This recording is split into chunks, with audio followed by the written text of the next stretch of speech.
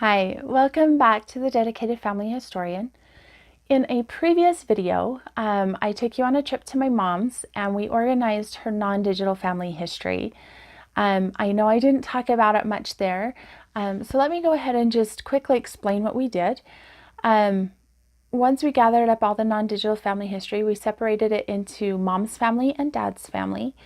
And then we organized it by last name: Andersons, Bendixons, Kellys, Petersons. And from there, we alphabetized. So we did it alphabetically by last name. Another way, that was just what we thought would be easiest. Another way you could do it is kind of like a family history chart or a pedigree chart, where you start with you and then go to your parents, grandparents, great grandparents. You could also do a descendancy chart, organize it like a descendancy chart, sorry. Like you could pick a distant relative, say your great great great grandfather, and then put his kids next to his information, and then their kids and the great great grandchildren, and so on and so forth. So there are plenty of ideas on how to organize your non-digital family history, but I encourage you to actually organize it first so you kind of know what you're getting into. In that video, I also showed you one of the books that I borrowed from my mom that I wanted to help her start digitizing. And I told you the story why in that other video, but let me go ahead and what I want to do today is take that same book and show you what's in it and how I would digitize what's in there. Okay, so here's the book that I borrowed from my mom from that day. And let's just go ahead and open it. She has piles and piles of these binders. Let me see if I can get up just a little bit higher so you can see a little better. In this, there is pictures that have already been digitized. These are just copies of already digitized pictures. So I'm not going to touch or mess with those. These are actually this pile of paper right here. Let me flip them over for you. These are emails that my grandmother was emailing to a distant relative of ours. And that's how she got a lot of information. What I would suggest with these is I would scan them in. You could scan them or you can take a picture. But I would definitely record it. I don't know that you would want to post it to Family Search or Ancestry or anything like that right away, just because whoever they were corresponding with might still be living. So you might want to hold off on that. But it still needs to be digitized. And so I would save it to a jump drive or out on the cloud somewhere. Just make sure that it is digitized so that you have it, you don't lose it. This right here, it looks like it's a copy of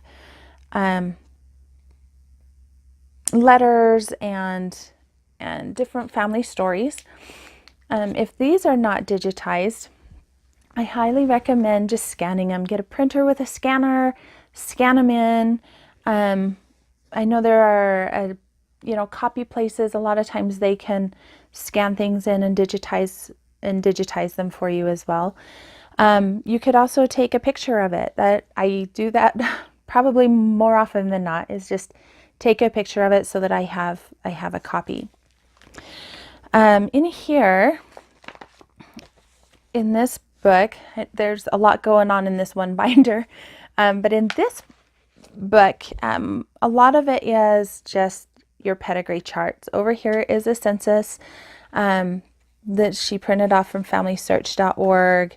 A death index. Again, a lot of this she just printed off of the internet, so it's already out there.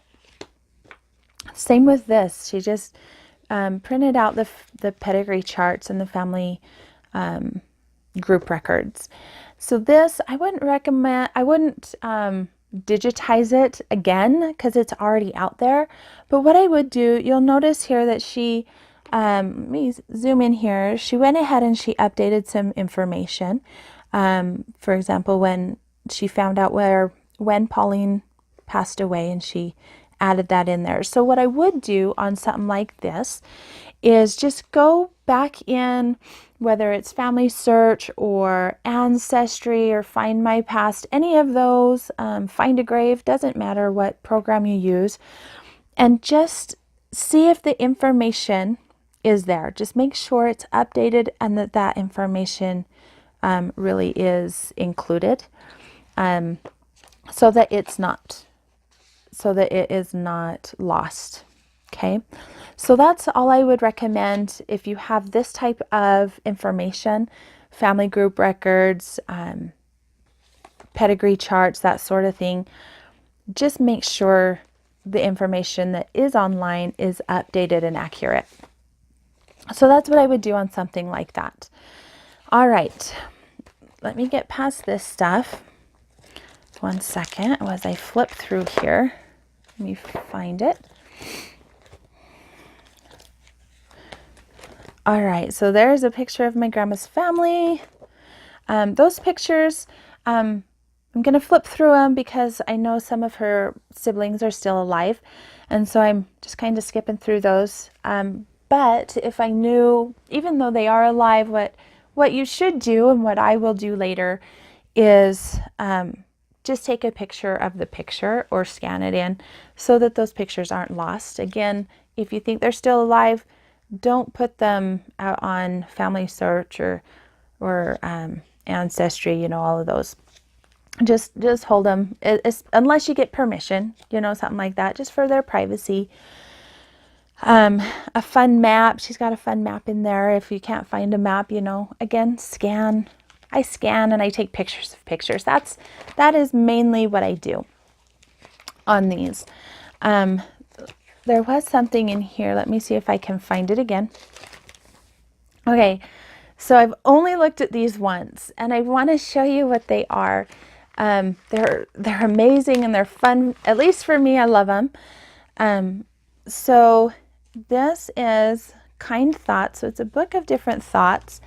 And right here, as you can see, it says, awarded to Bertha Ben Dixon for highest honors in, I think it says spelling. If that is wrong, let me know. So for highest honors in spelling, 1914 through 1915, and then who it was given to her by. Anyway, this is only the second time I've looked at it, but it is just different thoughts, and I don't know about you, but I like thoughts and I like quotes. So this is probably something that I will go ahead and maybe take pictures of and possibly use some of the thoughts and the quotes in some of my Instagram and Facebook posts, things like that, as part of family history, because that's something that I don't want to lose. I think it's so fun. And interesting. This other thing in here, if I can get this in one-handed. Okay, this I thought was just so fun because the first time I looked at it, I didn't know what it was. But it is a dance card from her college, from Bertha's college, where she went. Let's see. So it's the 5th annual college ball. So this is kind of fun. And when you look at it, when you open it up, there's a class roll. So that's, I don't know, it's just neat. I've actually never seen one of these before until I saw this. So there's all the dances and who signed up for them. Anyway, I love it. I think it's so fun. So this would be something that I would actually take a picture of. So I would try to hold it down as flat as possible, maybe put it on this quilt that my mother made, and get as close as I could, zoom in, and I would probably take a snapshot. And then I would probably use a program like, I don't know, some photo editing software. There's some on the cameras that you can download some and just clear it up. Make sure you can read, try to get some of the names so that you can read some of the names. And then I would I would post it. I would put it out. I would put it out on the family history sites, just because it's a fun piece of her history, and I don't know, I sure enjoyed it. I would hope somebody else would too. So I would take pictures of every page in there, and then possibly make a collage out of it, and then post it out, so that other people can see it and see what she did. Anyway, a lot of this other stuff, there's a calendar in there, just some different things. She loved to play the piano, so here's some piano music that she used to play. With something like this, a lot of you who watched the other video, you know how special this page is to me, and the story behind it. But what I would do on this, and what I'm planning on doing, is, so I'm going to take a picture of the picture. I'll take it out of the sheet protector. I will take a picture of my grandpa, a picture of my grandma Bertha, and a picture of my great grandmother Fern. She is my great grandmother. She's the only one I knew. So anyway, and I will make it into something a little nicer than just on this blue sheet. And what I would probably do is write why I think it's so important having all three of them on the same page. And so kind of write what it is in the margins here or something. I might put how many kids each wife had. So Bertha had 2. She died giving birth to their second child. And then Fern raised those babies as her own, and then had her own as well. And so I might put, what happened exactly in here and why it's so special. Anyway, so that's kind of what I would do. Again, take pictures of the pictures, just so that I don't lose them. A lot of these already are digitized and already are out on the major ancestry websites. But if they're not, take pictures of your pictures. That's the biggest thing, to start digitizing and start putting them out there so that your family members can see them and have them.